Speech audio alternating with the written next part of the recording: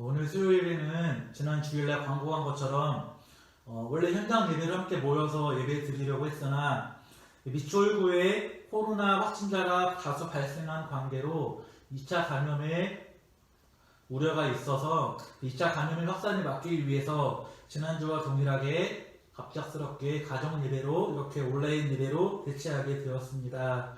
성도님들께서는 이 점 양해해 주시고 각자의 자리에서 함께 온라인으로 하나님께 예배 드리는 귀한 시간이 되기를 간절히 바라겠습니다. 갑작스럽게 찾아와서 우리를 힘들게 하는 많은 것들이 있습니다. 지금 우리가 겪고 있는 코로나 바이러스와 같은 질병들, 그리고 태풍과 지진과 같은 자연재해들, 그리고 화재와 교통사고와 같은 갑작스러운 사고가 바로 그런 것들이라고 할 수 있겠습니다. 이런 것들의 공통점은 언제 우리에게 찾아올지 전혀 알 수도 또 쉽게 예측할 수도 없다는 것입니다. 그래서 그런지 우리들의 인생은 굉장히 불안전하고 불안한 인생인 것 같습니다. 언제 어떤 일이 발생할지 하나도 예측할 수 없는 그러한 시간들을 우리가 살아가고 있기 때문입니다. 당장 내일 어떤 재난이 일어날지, 어디서 어떤 전염병이 발생해서 우리들을 또 힘들게 할지 우리는 하나도 알 수도 없고 그것들을 예측할 수도 없기 때문입니다. 그래서 그런지 그런 불안함들을 조금이라도 덜어내려고 사람들은 보험에 가입을 하는 것 같습니다. 저 같은 경우에도 건강보험, 또 자동차보험, 운전자보험, 실비와 상해보험 등 다양한 보험에 가입을 하고 있습니다. 아마 여러분들도 저와 비슷하게 보험에 가입을 하고 계실 것이라고 생각이 듭니다. 그런데 재밌는 사실은 사람들의 걱정과 염려, 불안이 늘어나는 만큼 보험의 상품도 그만큼 다양화된다는 사실입니다. 다양한 보험들이 존재하지만 제가 봤던 보험 중에 가장 특이했던 보험은 바로 UFO 납치 보험이라는 보험입니다.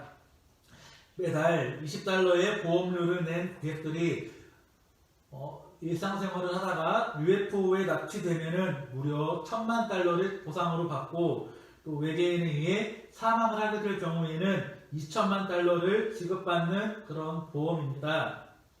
그런데 이런 말도 안 되는 보험에 가입된 사람들이 미국에는 무려 2만 명이 넘는다고 하는 그런 기사를 본 적이 있습니다. 앞에서 말씀드린 것처럼 우리는 굉장히 불안하고 사소한 것 하나도 예측하기 어려운 그런 불확실한 시간들을 살아가고 있습니다.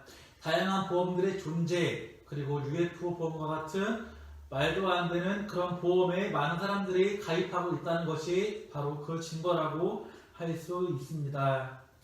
이렇게 불안전하고 불확실한 시간들을 살아가는 여러분들에게 저는 오늘 말씀을 통해서 가장 안전하고 가장 좋고 가장 확실한 보험을 하나 소개해드리고자 합니다.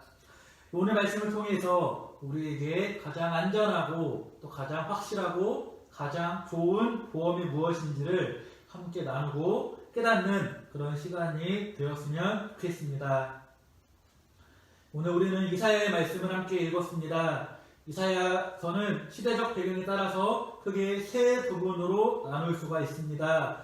또 먼저 이사야 1장부터 39장은 제1 이사야라고 합니다. 그리고 이어서 40장에서 55장은 제2 이사야라고 하고 56장에서 66장까지는 제3 이사야라고 이렇게 부릅니다. 제1 이사야는 기원전 736년부터 701년경에 시리아의 침략과 아시리아의 침략, 두 번의 침략을 당해서 국가 멸망의 위기를 겪게 되는데 그런 위기 속에서 구원해 주실 하나님의 구원 사건을 예언을 하고 있는 그런 내용의 예언서입니다. 그리고 제2사야는 기원전 6세기 바벨론 포로 중반기에 기록된 것인데 이 바벨론의 멸망과 이스라엘의 구원에 대한 미래적 희망을 담고 있는 것이 바로 제2 이사야인 것입니다. 그리고 마지막 제3 이사야는 예루살렘으로 돌아온 귀환 공동체에 향해서 선포하는 새하늘과 새 땅에 대한 희망을 담고 있는 것이 바로 제3 이사야입니다. 오늘 우리가 읽은 이사야 46장 말씀은 바벨론의 멸망과 구원에 대한 미래의 희망을 담고 있는 제2 이사야의 일부분이라고 할 수 있겠습니다. 오늘 말씀을 보게 되면은 오늘 말씀 배경에서 이스라엘 백성들은 바벨론에서 지금 포로 생활을 하고 있는 그런 상황입니다. 그런데 왜 이스라엘 백성들이 바벨론에서 포로 생활을 시작하게 되었을까요? 하나님께서는 애굽에서 종살이하던 이스라엘 백성들의 신음을 들으셨고 그들을 출애굽 사건을 통해서 구원해 주셨습니다. 그리고 그들에게 새 계명을 주시고 약속의 땅 가나안으로 인도하셨습니다. 그러나 이스라엘 백성들은 지금까지 자신들을 인도해 주신 하나님의 능력과 하나님의 은혜를 잊어버리고 살아가게 됩니다. 이런 이스라엘 백성들의 모습은 사사시대와 왕정시대 그리고 분열왕국 시대에도 계속 이어지게 됩니다. 결국 하나님께서는 이스라엘 백성들의 회개를 위하여 그들을 바른 길로 인도하시기 위하여 심판과 징계로 그들을 벌하시기로 결심하십니다. 그것이 바로 오늘 본문의 포로 생활인 것입니다. 결국 이스라엘 백성들이 지금 바벨론에서 포로 생활을 하고 있는 궁극적인 원인은 다른 데에 있는 것이 아니라 이스라엘 백성들이 하나님 말씀을 어기고 우상을 숭배하고 하나님을 거역하고 죄를 지었기 때문이라는 것입니다. 고통 가운데 신음하던 이스라엘 백성들을 구원해 주신 하나님을 알면서도 하나님만이 유일한 구원이시라는 것을 알면서도 계속해서 하나님의 말씀을 거역하고 하나님을 떠나고 우상을 찾아가서 숭배하는 이스라엘 백성들의 모습을 보면 미련해 보이고 어리석어 보이고 이해할 수 없다는 생각이 들 때가 있습니다. 그런데 이런 모습은, 이런 생각은 비단 우리들도 별반 다르지 않은 것 같습니다. 우리들도 하나님을 믿는 자로서 하나님만이 유일한 구원자가 되시고 하나님 말씀에 순종해야 하고 하나님의 멀리 떠나면 안 된다는 것을 누구보다 잘 알면서도 우리의 생활의 어려움 때문에, 생활의 불편함 때문에, 내 욕심과 내 이기심 때문에, 또 물질의 유혹에 빠져서 나도 모르게 죄를 짓게 되고 하나님의 말씀을 거역하게 되고 하나님보다 다른 것을 더 우선시할 때가 너무나도 많이 있기 때문입니다. 이 우상이라는 것은 꼭 이방신을 가리키는 것이 아니라 내가 하나님보다 더 중요하게 여기는 것이 생긴다면 그것이 곧 우상이 되는 것입니다. 내가 돈을 벌기 위해서 예배의 자리를 멀리하게 되고 기도의 자리를 멀리하게 되고 하나님의 말씀을 어긴다면 돈이 곧 우상이 되는 것이고 내가 스스로 잘났다고 여겨서 교만해져서 하나님을 찾지 않게 된다면 내 자신이 곧 우상이 되는 것이고 내가 친구와의 만남, 가족과의 여행이 더 즐거워서 그런 것들 때문에 예배의 자리를 지키지 않는다면 그러한 모임이나 그런 자리가 곧 우상이 되는 것입니다. 이런 우리들의 모습을 생각해 본다면 우리들은 너무나 연약하고 부족한 존재들인 것 같습니다. 너무나도 쉽게 흔들리고 유혹에 빠지게 되고 시험을 들게 되고 죄를 짓기 때문입니다. 그래서 우리를 붙들어 주시는 하나님이 필요합니다. 우리가 시험에 빠지지 않고 죄를 짓지 않고 우리가 넘어지지 않기 위해서는 우리의 힘을 의지하는 것이 아니라 유일한 구원자 되시는 하나님을 굳게 의지해야 하는 것입니다. 함께 이사야서 46장 9절 말씀을 보겠습니다. 너희는 옛 정의를 기억하라. 나는 하나님이라. 나 외에 다른 이가 없느니라. 나는 하나님이라. 나 같은 이가 없느니라. 아멘. 우리가 하나님을 기억하고 하나님을 의지하고 하나님께 기도하는 것, 이것이 우리가 유일하게 우상에 빠지지 않고 시험을 이길 수 있고 유혹에 넘어지지 않는 유일한 방법이 되는 것입니다. 오늘 본문 말씀을 보게 되면 우상들에 대한 설명이 나옵니다. 1절과 2절 말씀입니다. 벨은 엎드러졌고 느보는 구부러졌도다. 그들의 우상들은 짐승과 가축에게 실렸으니 너희가 떠밀고 다니던 그것들이 피곤한 짐승의 무거운 짐이 되었도다. 그들은 구부러졌고 그들은 일제히 엎드러졌으므로 그 짐을 구하여 내지 못하고 자기들도 잡혀갔느니라. 아멘. 이 본문에서 나오는 벨이라는 신은 바벨론 최고의 바벨론 최고의 신 이름입니다. 우리가 다니엘서를 보게 되면 다니엘과 그의 친구들이 바벨론의 포로로 잡혀가서 새로운 이름을 부여받게 된 것을 알 수 있습니다. 그때에 다니엘에게 부여된 바벨론식 이름이 바로 벨투사살이라는 이름이었습니다. 이 말은 번역하자면 벨신이여 생명을 지켜주소서라는 뜻이 있는 그런 말입니다. 바벨론에서 있는 신 중에서 가장 으뜸이 되는 신이 바로 그런 벨신인 것입니다. 그리고 이어서 나오는 느보라는 신은 바벨론에서 지혜와 학문, 지식을 담당하는 그런 신의 이름입니다. 즉 여기서 나오는 오늘 본문에서 나오는 벨이라는 신과 느보라는 신은 당시 바벨론에서 신 중의 신, 가장 능력이 있는 신, 가장 위대한 신, 가장 뛰어난 신의 이름이라고 할 수 있겠습니다. 그런데 오늘 본문을 보니까 사람들이 가장 위대하다고 여기던 신, 가장 중요하게 여기는 신, 가장 뛰어나고 가장 소중하고 가장 가치 있다고 여기며 자신들을 구원해 줄 것이라고 여겼던 신인 벨과 느보가 지금 엎드려졌고 구부려졌다고 기록이 되어 있습니다. 당시 사람들은 하나님이 아닌 벨과 느보를 열심히 믿으면 성공하고 출세하고 인정받고 구원을 받을 거라고 생각을 했었는데 그런 신들이 지금 엎드려지고 구부러질 뿐만 아니라 오히려 짐승들의 무거운 짐이 되었다고 이렇게 기록이 되어 있는 것입니다. 무거운 짐을 더는 것이 아니라 오히려 무거운 짐이 되었다는 것입니다. 7절에도 벨과 느보에 대한 이야기가 기록이 되어 있습니다. 7절 하반절 말씀을 보겠습니다. 능히 움직이지도 못하며 그에게 부르짖어도 능히 응답하지 못하며 고난에서 구하여 내지도 못하느니라. 아멘. 지금 벨과 느보는 당시 사람들이 가장 중요하게 여기는 신, 가장 열심히 섬기던 신, 가장 위대하다고 여기던 그런 신들이었습니다.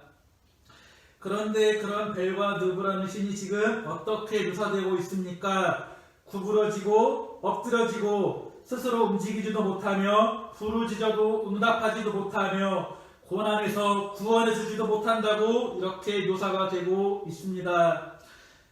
그런데 이런 우상들 벨과 느보와는 대조적인 하나님에 대한 설명이 오늘 본문 3절과 4절 말씀에 이렇게 나옵니다. 함께 보도록 하겠습니다. 야곱의 집이여 이스라엘의 집에 남은 모든 자여 내게 들을지어다. 배에서 태어남으로부터 내게 안겼고 태에서 남으로부터 내게 업힌 너희여 너희가 노년에 이르기까지 내가 그리하겠고 백발이 되기까지 내가 너희를 품을 것이라. 내가 지었은즉 내가 업을 것이요 내가 품고 구하여 내리라. 아멘. 앞에서 언급된 벨과 느보와는 너무나도 비교되는 모습의 하나님이 지금 묘사되고 있습니다. 엎드려지고 구부려지고 오히려 무거운 짐을 더지게 하는 우상들과 달리 우리 하나님께서는 우리가 태어날 때부터 우리를 안아주셨고 품어주신 분이십니다. 그뿐만이 아니라 우리가 어릴 때뿐만 아니라 늙어서 백발이 될 때까지 지금 우리를 품어주시겠다고 우리를 향해서 이야기를 해주고 계신 것입니다. 거기서도 끝난 것이 아니라 하나님께서 우리를 손수 만드셨으니 우리를 품어주시고 또 구원해 주시겠다고 지금 우리에게 말씀해 주고 계시고 있는 것입니다. 하나님께서는 벨과 느보와 같은 우상들과는 차원이 다른 구원, 차원이 다른 사랑, 차원이 다른 능력을 지금 우리에게 약속하고 계신 것입니다. 이 성경 곳곳에는 벨과 느보와는 비교되는 하나님의 모습이 많이 기록이 되어 있습니다. 함께 마태복음 11장 28절에서 30절 말씀을 보겠습니다. 수고하고 무거운 짐진 자들아 다 내게로 오라. 내가 너희를 쉬게 하리라. 나는 마음이 온유하고 겸손하니 나의 멍에를 메고 내게 배우라. 그리하면 너희 마음이 쉼을 얻으리니 이는 내 멍에는 쉽고 내 짐은 가벼움이라 하시니라. 아멘. 앞에서 우리가 벨과 누부의 모습을 살펴봤을 때에는 벨과 누부를 섬길 때에는 오히려 무거울 짐을 지게 되었다고 했지만, 그런데 우리 주님은 오히려 우리의 무거운 짐을 내려놓고 쉬게 해 주시겠다고 우리에게 말씀해 주고 계십니다. 또 시편 3편 4절 말씀을 보겠습니다. 내가 나의 목소리로 여호와께 부르짖으니 그의 성산에서 응답하시는도다. 아멘. 앞에서는 우리는 벨과 느보에게는 아무리 부르짖어도 응답하지 않을 것이지만, 우리 주님께서는 우리가 부르짖을 때 응답해 주시는 분이라고 이렇게 기록이 되어 있습니다. 또 마지막으로 사도행전 2장 21절 말씀을 보도록 하겠습니다. 누구든지 주의 이름을 부르는 자는 구원을 받으리라 하였느니라. 아멘. 앞에서는 벨과 누보는 결코 구원에 이르게 할 수 없다고 기록이 되어 있었지만, 그러나 우리 주님께서는 누구든지 주님의 이름을 부르는 자는 구원을 얻을 수 있다고 이렇게 말씀을 해주시고 계십니다. 우리가 착각할 때가 있습니다. 교회 갈 시간에 일해서 돈을 많이 벌어서 편안하게 살아야지, 기도할 시간에 열심히 일해서 돈을 벌고 성공해서 행복하게 살아야지, 하나님이 원하시는 것보다 내가 원하는 것을 하는 것이 더 중요하지. 그런데요, 성도님들, 하나님 외에는 결코 그 어디에도 구원은 존재하지가 않는 것입니다. 하나님 외에는 결코 참된 행복이나 참된 기쁨이나 참된 소망이 존재하지 않다는 것입니다. 이 말은 곧 다시 말해서 우리가 하나님을 떠나서는 벨과 느보처럼 엎어지고 넘어지고 무거운 짐을 지고 구원에서 멀어질 수밖에 없다는 그런 것을 의미한다는 것입니다. 세상에서 유일하게 우리를 품어주시고 우리를 사랑해주시고 우리를 택해주시고 우리를 살리시기 위해서 당신의 피를 흘리시면서까지 우리를 끝까지 구원해 주시는 분은 이 세상에 오직 하나님 한 분밖에 없는 것입니다. 세상에는 다양한 보험들이 존재합니다. 그런데 그런 보험들은 우리들에게 어느 정도 도움을 줄 수 있는지는 몰라도 우리를 확실하고 안전하게 지켜주고 보호해주고 구원해 줄 수는 없습니다. 그러나 그런 보험들과는 달리, 이런 세상에 존재하는 보험들과는 달리 비교할 수도 없는 가장 확실하고 가장 안전한 보험이 존재합니다. 그것은 바로 하나님이라는 이름의 보험입니다.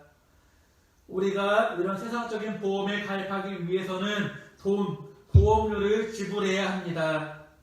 그래서 어떤 경우에는 보험료가 비싼 보험 같은 경우에는 가난한 사람들이나 경제적으로 여유가 없는 사람들은 가입하기 어려운 그런 보험들도 존재합니다.